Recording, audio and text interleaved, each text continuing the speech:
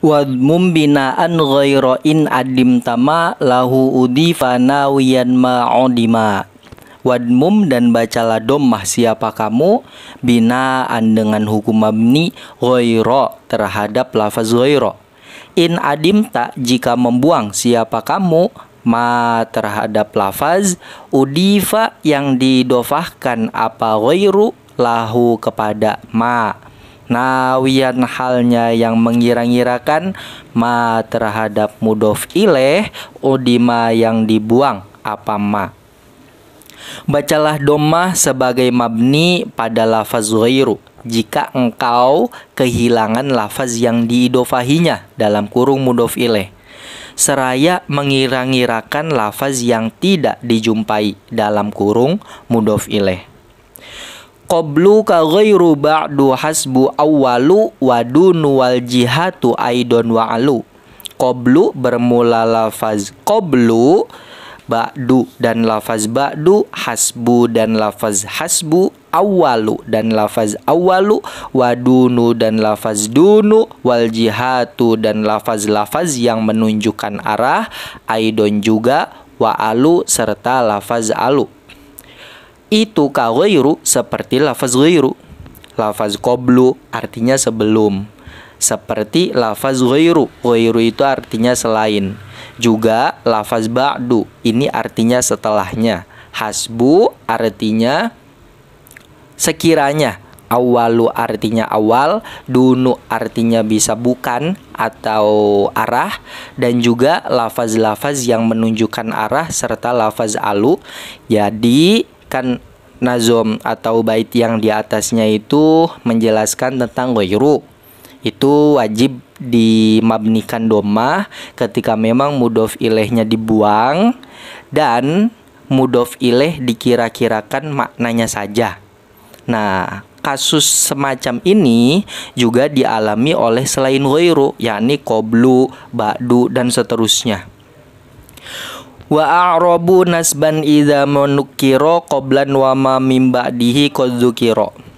Wa a'rabu dan menghukumi mu'rab siapa ulama nasban halnya nasob idza manukiro ketika dinakirohkan apa qablu dan lafaz-lafaz yang setelahnya qablan terhadap lafaz qablu, wa ma dan lafaz qad dzukira yang sungguh disebutkan apa ma mim ba'dihi setelah lafaz qablu.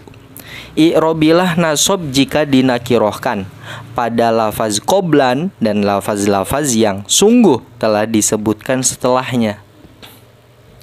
Jadi 3 bait ini menjelaskan lafaz-lafaz yang wajib untuk diidofahkan ya. Dan lafaz-lafaz yang disebutkan dalam 3 bait itu ada pertama ghairu, kedua qablu, ketiga ba'du, keempat hasbu, kelima awalu, keenam dunu, ketujuh isim-isim yang menunjukkan 6 arah. Ini ada amama artinya depan, ada kholfa artinya belakang, ada fauqo artinya atas, ada tahta artinya bawah, ada yaminu artinya kanan, dan ada shimalu artinya kiri. Dan yang terakhir adalah alu yang artinya adalah atas. Lafaz-lafaz ini yang disebutkan dalam bait yang tadi disebutkan itu memiliki 4 kondisi, yang dalam satu kondisi dihukumi mabni dommah ya, dan pada kondisi lain dihukumi mu'rob. I'robnya apa? Ya sesuai dengan amilnya begitu. Nah, lafaz-lafaz tersebut dihukumi mabni dommah ketika mudhof ilaihnya dibuang dan hanya dikira-kirakan makna dari mudhof ilaih yang dibuang tersebut. Ya, sekali lagi bahwa dihukumi mabni jika mudhof ilaihnya dibuang dan mudhof ilaih yang dibuang tersebut hanya dikira-kirakan maknanya saja, bukan lafaznya. Maka nanti lafaz ghairu, qablu dan seterusnya dihukumi mabni dommah. Seperti dalam ayat Al-Quran, lillahil amru min qablu wa min ba'du. Lillahi itu hanya milik Allah, al-amru bermula urusan, min qablu setelahnya, wa min ba'du min qablu sebelumnya, wa min ba'du dan setelahnya. Lafaz qablu dan lafaz ba'du ini aslinya dia punya mudhof ilaih, tapi mudhof ilaihnya dibuang. Nah, setelah mudhof ilaihnya dibuang, lalu dikira-kirakan makna dari mudhof ilaih tersebut, sehingga konsekuensinya qablu dan ba'du dimabnikan domah, karena mudhof ilaihnya dibuang dan makna dari mudhof ilaihnya dikira-kirakan. Begitu. Itu kondisi yang pertama. Adapun 3 kondisi yang selain ini, maka menuntut qablu dan kawan-kawannya dihukumi mu'rob, yakni dalam 3 kondisi. Kondisi yang pertama, apabila lafaz-lafaz tersebut didofakan secara lafaz. Maksudnya mudhof ilaihnya tidak dibuang. Ya, seperti contoh-contoh yang umum seperti asobtu dirhaman la ghairahu. Asobtu memperoleh siapa aku dirhaman terhadap dirham, la ghairahu tidak selain dirham. La lafaz ghairahu, ghairahnya ini diidofahkan pada lafaz hu. Nah, hu yang statusnya sebagai mudhof ilaih ini tidak dibuang. Ya, sehingga ghairahnya dihukumi mu'rob. I'robnya ya disesuaikan dengan tuntutan amil. Karena ghairah di sini berstatus sebagai maktuf, maka i'robnya harus mengikuti ma'tuf alaih. Ma'tuf alaihnya adalah lafaz dirhaman yang notabene beri'rob nasab, maka ghairu pun harus beri'rob nasab juga. Gitu. Atau contoh lain, semisal jitu min qabli zaidin.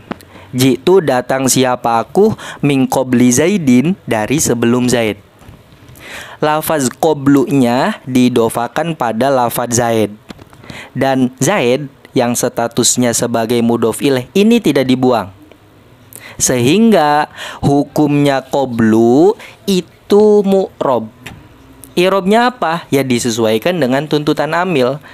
Di sini ada amil berupa min huruf jer yang menuntut qablu beri'rob jer, sehingga kita bacanya min qabli zaidin. Itu kondisi pertama di mana qablu dan kawan-kawannya dihukumi mu'rob.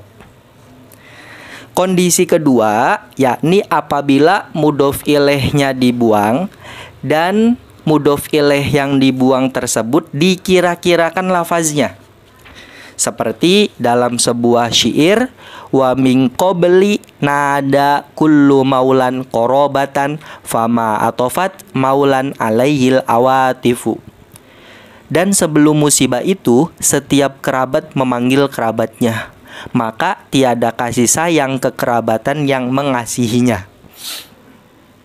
Lafaz rangkaian wa min qabli, di sana ada qablu ya, yang asalnya memiliki mudhof ilaih dan mudhof ilaihnya dibuang.